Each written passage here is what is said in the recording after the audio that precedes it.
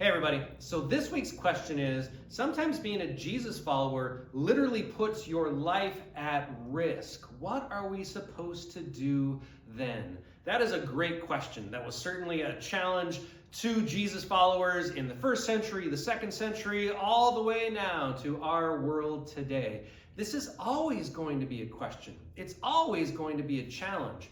And this isn't probably a great answer, but the reality is it's always going to be a little bit contextual as well.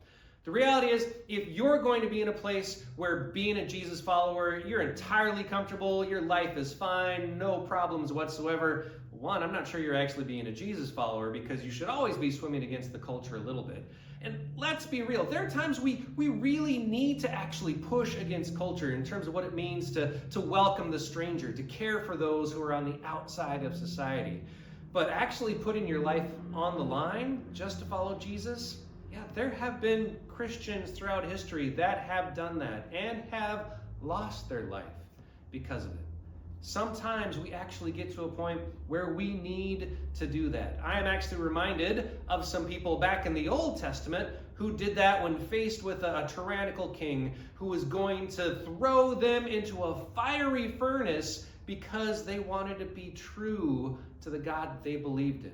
And the response back to that king was such an incredible statement. They said this statement back to him, look, we believe our God can save us from this imminent death, but even if he doesn't, we won't bow down.